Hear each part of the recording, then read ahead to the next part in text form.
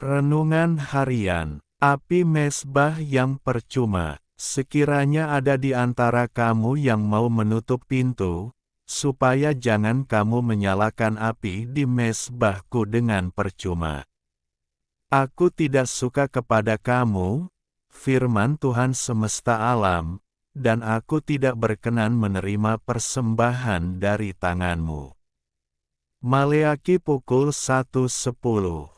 Harapan Tuhan tentang adanya pribadi yang menutup pintu agar orang tidak masuk ke bait suci dan menyalakan api yang percuma di mezbah Tuhan. Api mezbah adalah tanda penyerahan diri dan penyembahan umat kepada Tuhan. Dalam Perjanjian Lama dilakukan dalam perwakilan oleh imam. Api mezbah yang percuma adalah ibadah yang tidak memuliakan Tuhan walau itu dilaksanakan secara meriah dan mewah, dijaga dengan protokol yang keras tetapi hati orang yang datang itu tidak tertuju kepada Tuhan. Api mezbah yang percuma ibadah yang tidak berkenan kepada Tuhan itu disebabkan oleh pribadi yang tidak disukai Tuhan, disebabkan oleh perbuatan tangan yang selalu melanggar kemuliaan Tuhan. Aku tidak berkenan menerima persembahan dari tanganmu. Tutuplah pintu agar tidak ada api mezbah percuma yang menyala. Perbaharui hidupmu dan seluruh perbuatan hidupmu sehingga ibadahmu selalu menyenangkan Tuhan, bukan hanya api mezbah yang percuma. Ibadah yang murni dan yang tak bercacat di hadapan Allah, Bapa kita, ialah mengunjungi yatim piatu dan janda-janda dalam kesusahan mereka, dan menjaga supaya dirinya sendiri tidak dicemarkan oleh dunia. Yakobus pukul 1:27. Ilustrasi. Penyesalan sang fotografer. Di sebuah desa yang terletak di puncak gunung yang tinggi, terdapat sebuah fenomena alam yang luar biasa. Setiap 10 tahun sekali, selama tepat 60 detik, matahari akan terbenam di posisi yang menciptakan pelangi melingkar sempurna di atas lembah, mengubah seluruh langit menjadi warna yang tak terlukiskan kata-kata. Seorang pria menempuh perjalanan berbulan-bulan, mendaki tebing curam, dan menghabiskan seluruh tabungannya hanya untuk menyaksikan momen ini. Ia tiba di desa itu tepat beberapa menit sebelum fenomena itu dimulai.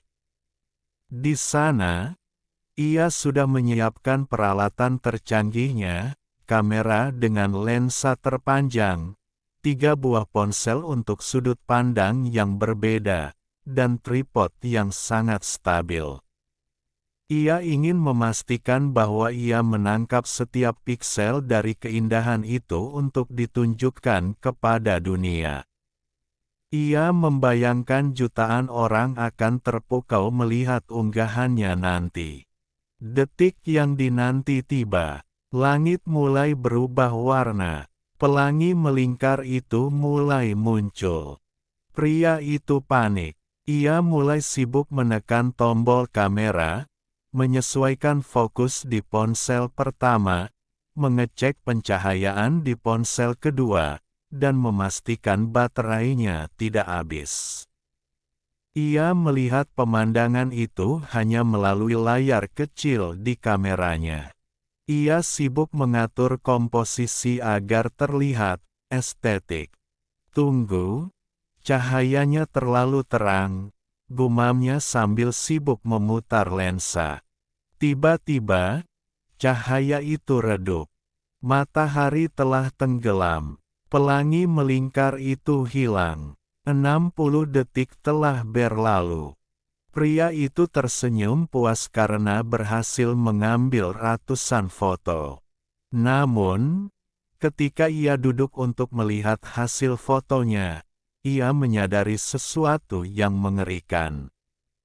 Foto-fotonya memang indah, tapi ia sendiri tidak memiliki memori tentang bagaimana rasanya udara saat itu, bagaimana wangi bunga di tepi tebing saat cahaya itu muncul, atau bagaimana getaran emosi yang seharusnya ia rasakan. Ia telah memiliki foto-fotonya, tapi ia tidak pernah benar-benar hadir di sana. Ia menghabiskan seluruh uangnya dan waktu berbulan-bulan hanya untuk menjadi seorang fotografer bagi orang lain, namun menjadi orang asing bagi pengalamannya sendiri.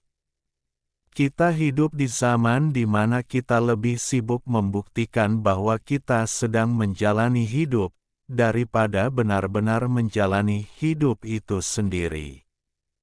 Kita sibuk memotret makanan sebelum menikmatinya, sibuk merekam konser melalui layar ponsel daripada bernyanyi bersama, dan sibuk membuat caption puitis tentang kesedihan daripada benar-benar memproses rasa sakit itu di dalam doa. Kita seringkali menukar kedalaman rasa dengan luasnya pengakuan. Kita ingin dunia tahu kita bahagia, tapi kita sendiri lupa bagaimana rasanya bahagia tanpa penonton. Tidak semua hal dalam hidup ini perlu diabadikan dalam bentuk digital. Beberapa momen terbaik dalam hidup dirancang untuk dinikmati hanya oleh matamu, disimpan di dalam lubuk hati yang paling dalam, bukan di dalam memori kartu ponselmu. Jangan sampai kamu memiliki koleksi foto yang sempurna tentang hidup yang tidak pernah benar-benar kamu rasakan kehadirannya. Hiduplah di dalam momennya, bukan di balik layarnya. Apa gunanya seorang memperoleh seluruh dunia tetapi kehilangan nyawanya? Dan apakah yang dapat diberikannya sebagai ganti nyawanya? Matius pukul 16.26